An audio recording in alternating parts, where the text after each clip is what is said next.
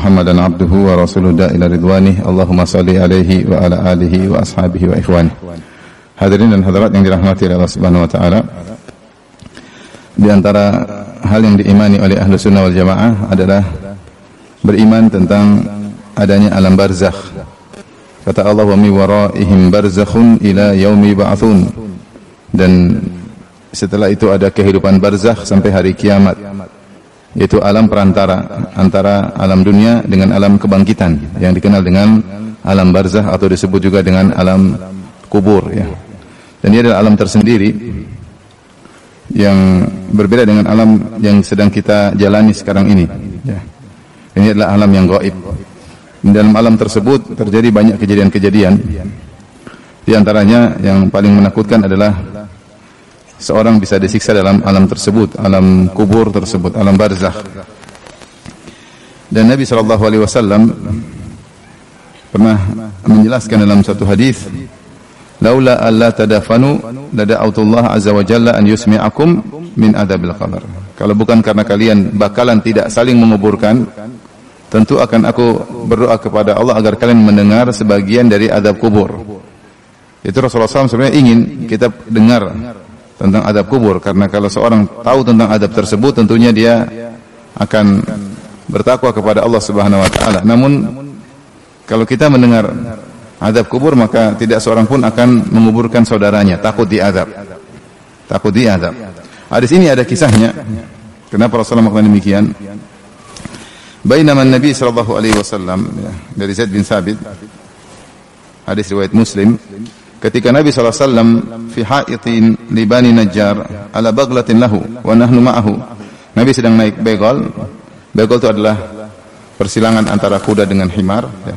Sehingga tidak lebih tinggi daripada kuda, tapi lebih tinggi dari himar di antara. Rasulullah naik begal dengan penuh tawadhu'nya. Dan kami bersama Nabi SAW.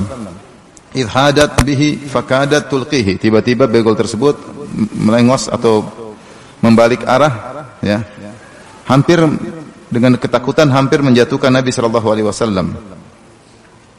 Wa idza akburun sittah, tiba-tiba ada 6 kuburan atau 5 atau 5 kuburan atau arba'atun atau 4 kuburan kita lihat. Ya. Faqala Rasulullah bertanya sallallahu alaihi wasallam, "Man ya'rifu ashaba hadhil akbur?" Siapa yang tahu penghuni kuburan-kuburan ini? Faqala rajulun ana. Ada yang mengatakan saya Rasulullah. Qala famata mata haula. Mereka meninggalnya kapan? Qala matu fil isyraq. Mereka meninggal di zaman jahiliyah dalam kondisi apa? Syirik. Jadi fil isyraq maksudnya di zaman jahiliyah dalam kondisi musyrik. Maksudnya sudah lama. Sudah lama mereka meninggal dunia dalam jahiliyah. Itu sebelum Nabi diangkat menjadi seorang nabi. Ya, itu sudah puluhan tahun lalu atau ratusan tahun lalu, sudah lama. Ini kuburan lama. Ya. Di zaman jahiliyah ya.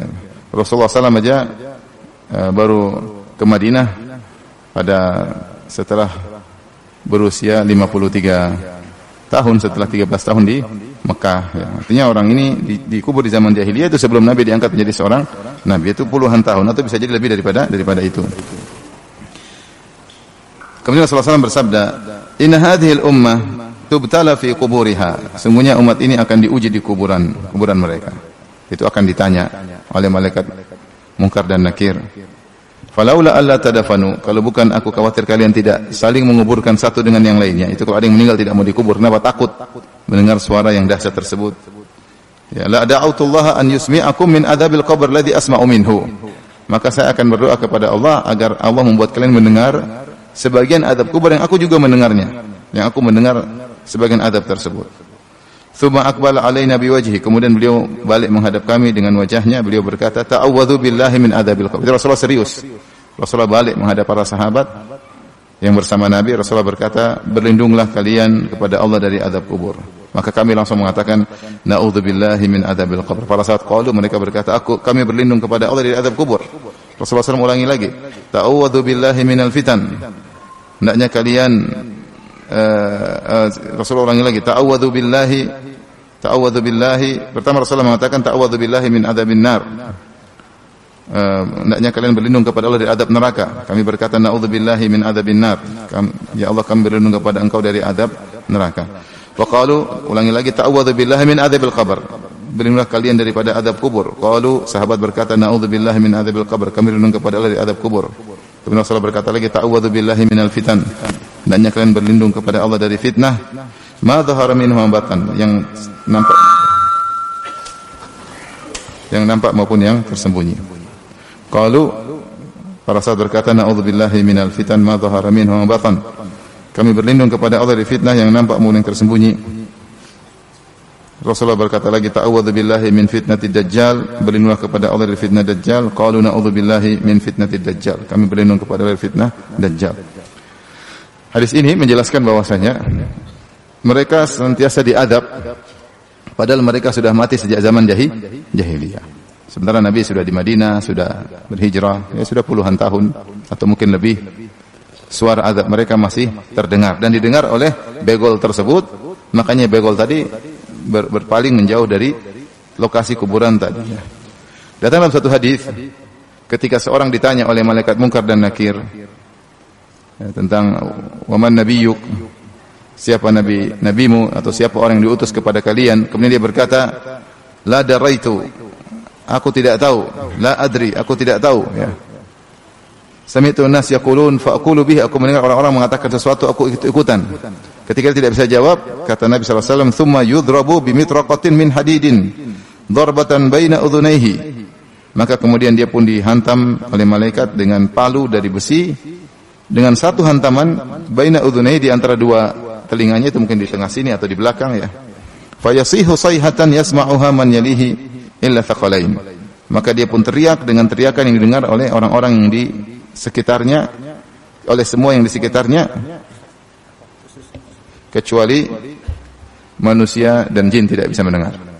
Jadi semua yang ada di sekitar kuburan tersebut kalau dihantam, maka akan mendengar teriakan orang ini saking sakitnya, tapi yang bisa dengar selain jin dan manusia.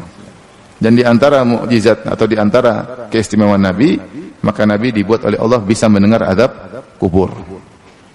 Makanya tadi begol tadi kemudian menjauh dari kuburan tadi karena dia mendengar suara yang orang sedang disiksa, padahal itu sudah lama dikubur.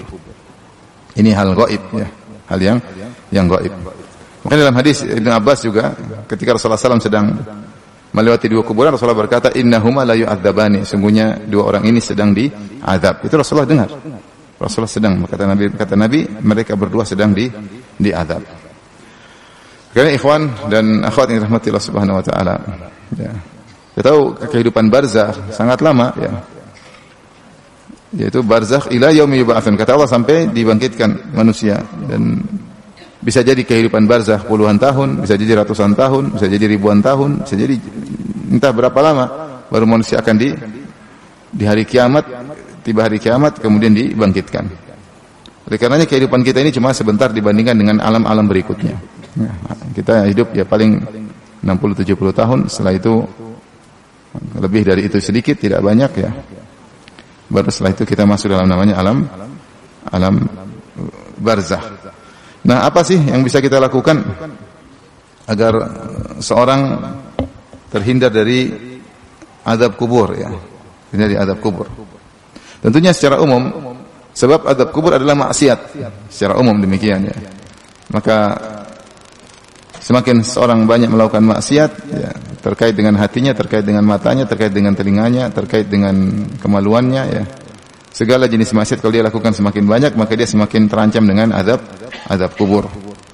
Dan semakin seorang banyak melakukan amal soleh, maka dia akan semakin selamat dari azab kubur. Tapi apa yang dilakukan seorang agar selamat dari azab kubur? Ada beberapa amalan yang diharapkan bisa menyelamatkan seorang dari azab kubur yang sangat mengerikan, ya. Yang pertama adalah mentauhidkan Allah Subhanahu wa taala dengan tauhid yang benar, berusaha hanya bergantung kepada Allah, berusaha cari muka hanya kepada Allah Subhanahu wa taala, berusaha tidak mengharap pujian dan sanjungan dan pengakuan manusia sebisa mungkin. Tidak bergantung hati kepada makhluk sebisa mungkin, ya. Sebisa mungkin. Tidak mengharap pujian mereka semaksimal mungkin. Kenapa? Karena Allah berfirman, ya, dalam Al-Quran, yuthabbitullahu alladhina amanu bil qawli tsabiti fil hayatid dunya wa fil akhirah. Sungguhnya Allah mengkokohkan orang-orang yang beriman dengan al-qaulus tsabit, dengan perkataan yang kokoh fil hayatid dunya, ketika di dunia, wa fil akhirah, dan juga di akhirat. Dan qaulus tsabit maksudnya kalimat tauhid, yaitu syahadah la ilaha illallah, syahadu anna muhammadar rasulullah. Siapa yang beriman maka pada hari di dunia dia akan mudah mengucapkan kalimat tersebut. Dan di antara tafsiran ayat ini, kalau di akhirat di antaranya adalah di barzakh, ketika ditanya oleh malaikat munkar dan nakir, maka dia bisa menjawab. Yutsabbitullah, Allah kokohkan dia sehingga dia bisa menjawab 3 pertanyaan tersebut. Man rabbuk, wa ma dinuk, wa man nabiyyuk. Siapa Tuhanmu, apa agamamu, dan siapa nabimu, ya. Dan tentu sering saya sampaikan bahwasanya jawaban atas pertanyaan ini bukan masalah hafalan, ya, tetapi masalah keimanan. Siapa yang imannya semakin bagus, tauhidnya semakin kuat, maka dia mudah menjawab. Karena datang dalam riwayat orang munafik ditanya dengan pertanyaan tersebut dan mereka tidak bisa jawab. Mereka mengatakan la adri, saya tidak tahu. Padahal orang munafik kenal betul Nabi SAW. Bahkan mereka hidup di kota Madinah, bertetangga dengan Nabi SAW. Mereka sholat bareng dengan Nabi SAW. Mereka juga terkadang berinfak, terkadang mereka ikut serta dalam jihad. Tentu mereka tahu betul siapa Nabi, siapa Allah, dan agama Islam. Tapi ketika ditanya di alam barzakh, mereka dibuat lupa, dibuat tidak ingat. Kenapa? Karena mereka tidak beriman. Jadi masalahnya bukan masalah hafalan, ya, tapi siapa yang beriman akan bisa jawab, siapa yang tidak bisa beriman karena saking takutnya dia lupa sehingga dia tidak bisa jawab. Maka seorang berusaha bertauhid, menjaga kalimat tauhid dengan harapan ketika ditanya oleh malaikat munkar dan nakir, dia akan ditolong oleh Allah, dikokohkan sehingga dia bisa menjawab pertanyaan malaikat munkar dan nakir. Yang kedua, ya, beramal soleh khususnya adalah salat, puasa, ya, dan juga zakat. Salat, zakat, puasa, dan amal soleh secara umum, ya. Datang dalam amal khusus seperti salat, kata Nabi SAW, as-salatu nurun. Salat adalah cahaya. Cahaya di dunia, cahaya di alam barzakh, dan cahaya di akhirat. Di antara tafsiran para ulama, salat adalah cahaya di antara cahaya di alam kubur. Siapa yang sering salat maka akan diberi cahaya baginya di alam kubur. Dan kalau diberi cahaya berarti dia selamat dari adab kubur. Kemudian juga puasa datang dalam riwayat yang khusus, ya. Rasulullah SAW bersabda,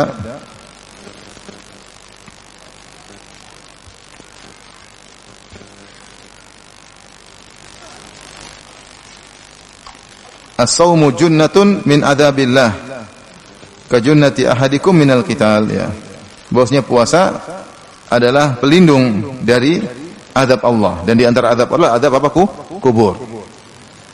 Puasa adalah pelindung dari azab Allah, ka junnati ahadikum minal qital, seperti seorang menggunakan perisai ketika dalam peperangan, sehingga dia bisa terhindar dari azab. Di antaranya adalah azab kubur, ya.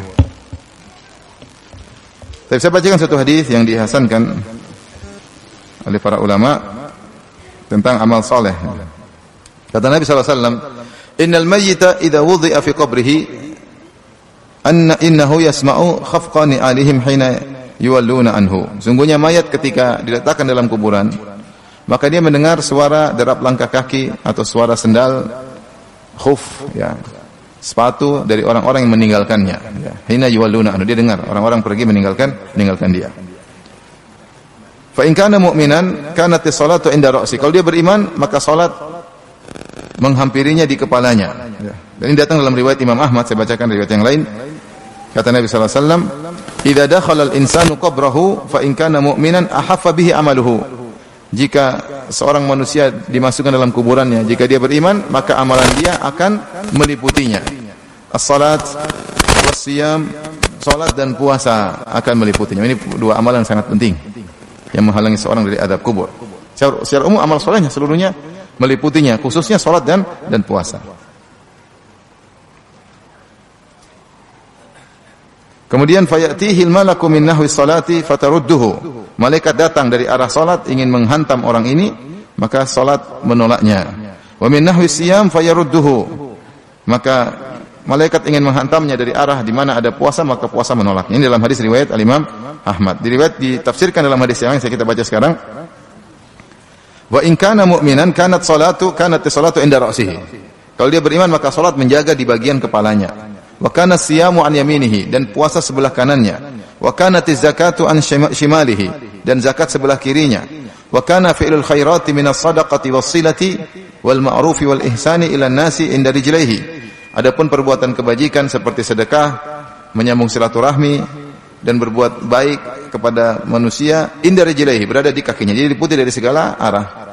Fayu'ta min kibali ra'sihi, maka malaikat datang ingin mengadabnya dari arah kepalanya. Fataqulu salat, maka salat berkata ma kibali madkhal, tidak ada arah dari sisiku, tidak bisa. Kau tidak bisa masuk menyiksanya dari arah, karena salat jaga dia.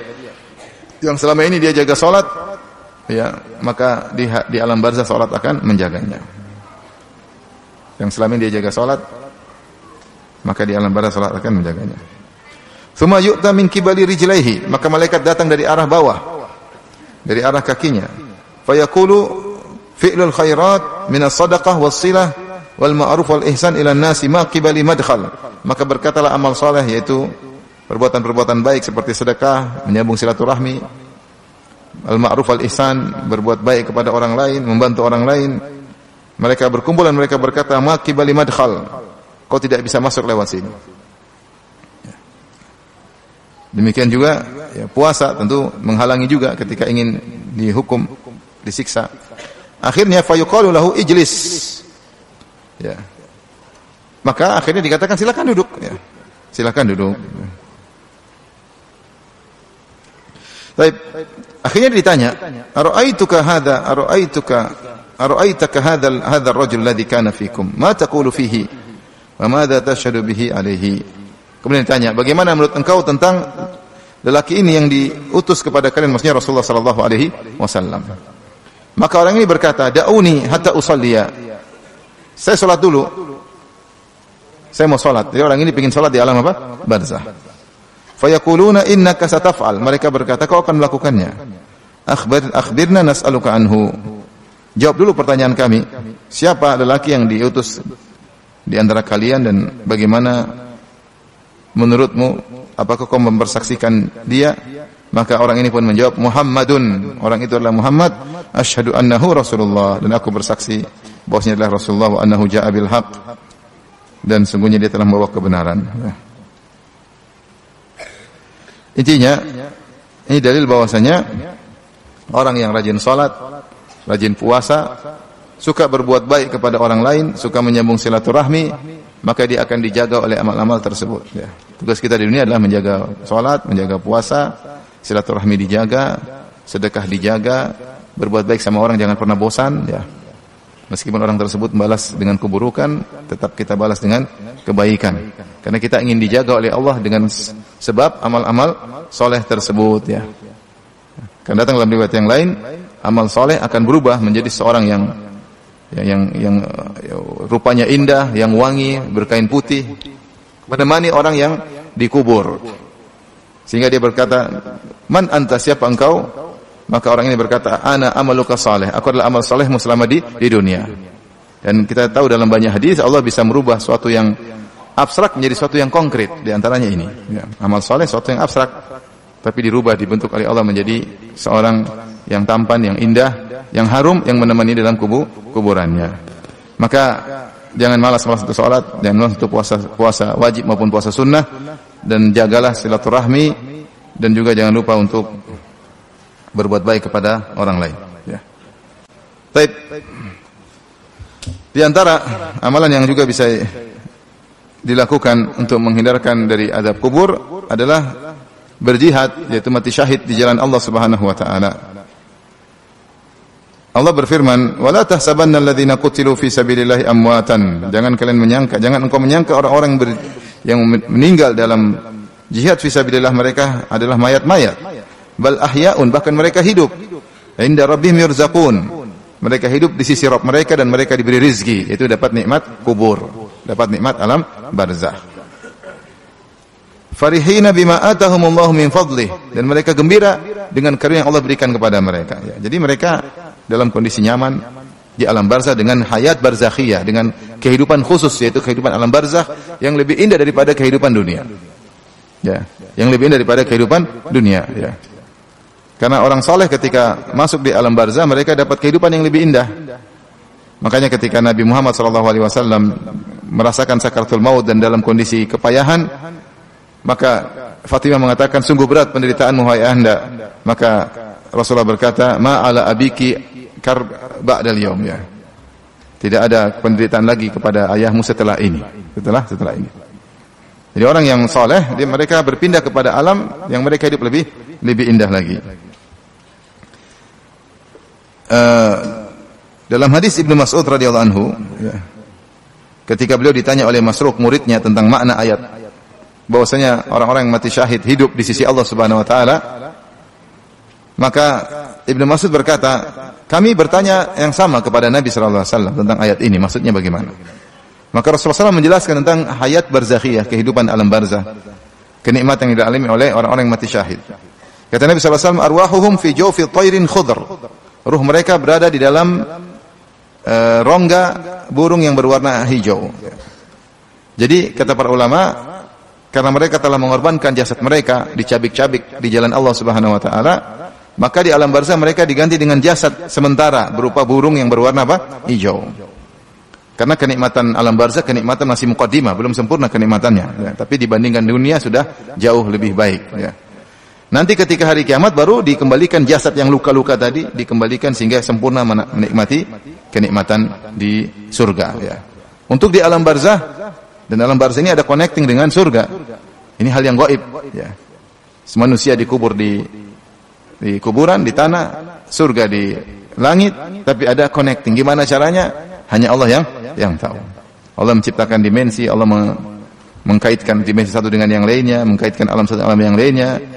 Hanya Allah yang tahu. Ini hal yang gaib. Kita hanya bisa beriman di luar daripada nalar kita.